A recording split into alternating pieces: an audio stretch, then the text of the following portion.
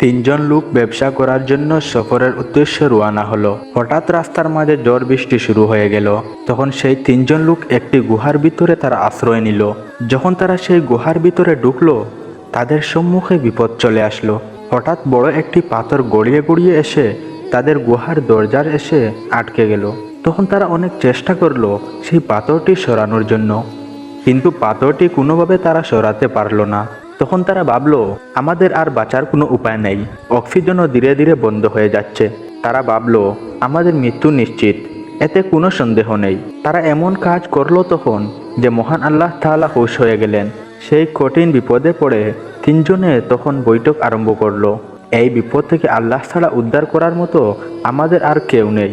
আমাদের জীবনে আল্লাহকে খুশি করার জন্য কোনো ভালো কাজ যদি করে থাকি, সেই ভালো কাজের উসিলা দিয়ে আমরা দোয়া চাইব।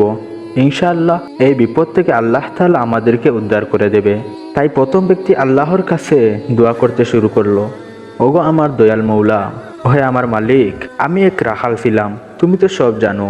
আমি প্রতিদিন বকরিদের দুধ পিতামাতাকে দিতাম, তারপরে বিবি বাচ্চা এবং আমি নিজে খেতাম। হঠাৎ একদিন আমার বাড়ি ফিরতে দেরি হয়ে গেল। তখন আমি বকরির দুধ নিয়ে আসলাম পিতামাতাকে খাওয়ানোর জন্য, কিন্তু তখন আমার পিতামাতা ঘুমিয়ে গিয়েছিল। তখন আমি দুধের পাত্রটি নিয়ে সারা রাত জেগে জেগে তাদের পাশে দাঁড়িয়ে রইলাম। যখন সকাল হলো, তারা জাগলো।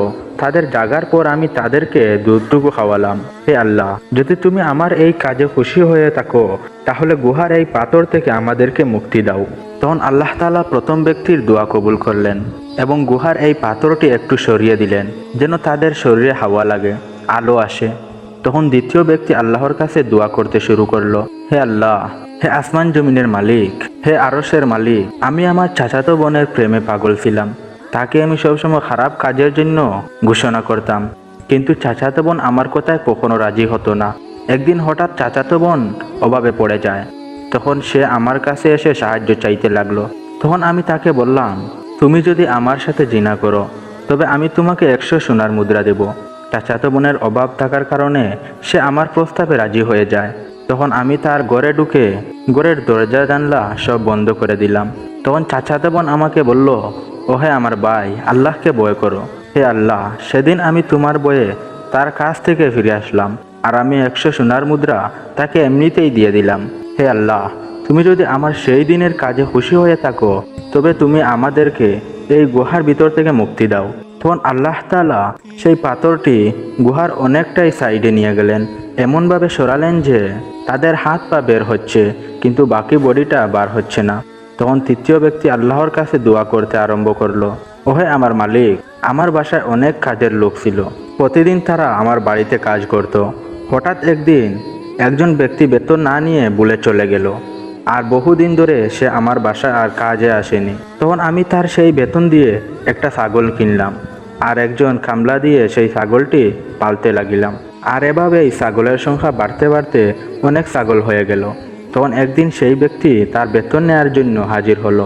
তখন আমি যে তার টাকায় একটি ছাগল কিনেছিলাম, আর সেখান থেকে অনেকগুলো ছাগল হয়েছিল, আমি তাকে সবগুলো ছাগল দিয়ে দিলাম। হে আল্লাহ, তুমি যদি আমার সেই দিনের কাজে খুশি হয়ে থাকো, তাহলে আমাদেরকে এই গুহার ভিতর থেকে মুক্তি করে দাও।